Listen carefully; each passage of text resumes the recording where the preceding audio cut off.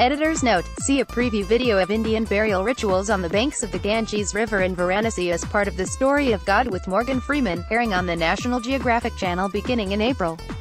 One night, a little before 7, Elizabeth Ronti pulls a golden curtain back from the doorway. Together we slip inside. She speaks to her husband. "Papa. Papa," she whispers. "We have a guest from far away." Behind us, second eldest son Jamie enters the room with a tray and walks up quietly. "Here is your rice, Papa. Here is your fish.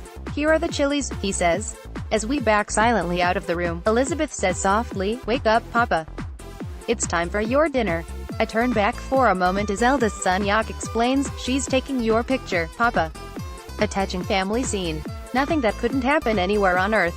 Except for one thing. Elizabeth's husband, a former clerk in the city marriage bureau, has been dead for nearly 2 weeks. Here, in the handsome, melon-colored concrete house of a respected and prosperous family, Petros Sample lies motionless on a wooden twin bed, a red-patterned blanket tucked under his chin. For several more days in this house on the fringe of the town of Rantepao, in the remote highlands of the Indonesian island of Sulawesi, Petros will lie in this bed. His wife and children will speak to him as they bring him food 4 times a day: breakfast, lunch, dinner, and mid-afternoon tea. "We do this because we love him and respect him so much," Yak says. Elizabeth adds, "Before, we used to eat together. He's still at home, we should feed him." Formalin, formaldehyde plus water, treatments shortly after death mean the body will not putrefy, but in time it will mummify. The room scent is nothing more than the usual hint of sandalwood in a Torahan house. On the wall a picture of Jesus Christ leading a lamb looks down. 4 days later, after musical tributes, a Christian religious service, and a pork, vegetable, and rice dinner for more than 100 family members lift Petros from the bed into a coffin. Videographers record the event. 8 or more children, relatives and friends from the neighborhood push each other out of the way to get a better view. Afterward, Petros will remain at home, in his coffin, until his funeral in December, 4 months from now. His wife will live in the house with him until then. Some families follow the old custom of never leaving a dead person alone. Until the funeral, Elizabeth and her children will call him Temecula, a sick person. I believe that even though the father is Temecula, his soul is still in the house, Yak says. For Tourajans, the death of the body isn't the abrupt, final, severing event of the West. Instead, death is just one step in a long, gradually unfolding process. Late loved ones are tended at home for weeks, months, or even years after death. Funerals are often delayed as long as necessary to gather far-flung relatives.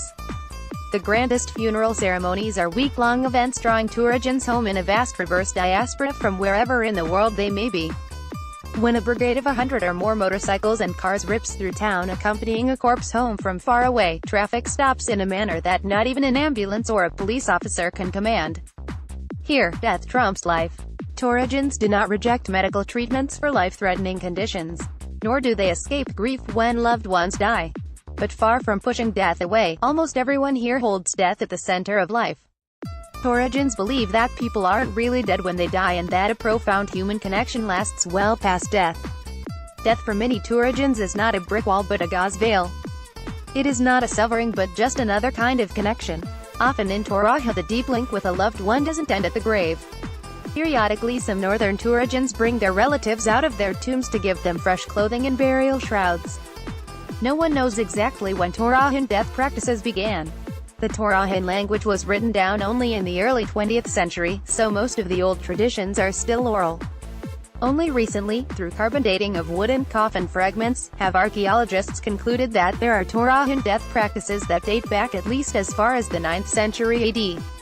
The first Dutch ships arrived in what is now Indonesia in the late 16th century, searching for nutmeg and cloves. Just over 300 years later they reached Toraja, a cultural region that today encompasses the districts of Toraja Utara and Tanah Toraja. Thanks to Dutch missionaries, it's a Christian enclave, made up mostly of Protestants but also Roman Catholics, in a majority Muslim country.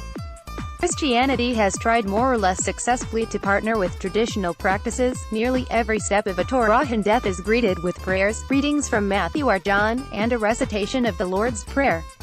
Life beyond death glimpse the homes, lives, and unique death ceremonies of Indonesia's Torahan people. Toraja is dotted with villages perched high on the side of cliffs or nestled deep in the valleys below. Rantepao, a dusty town of 26,000, is reached mainly via an 8-hour trip from Sulawesi's largest city, Makassar, on 200 miles of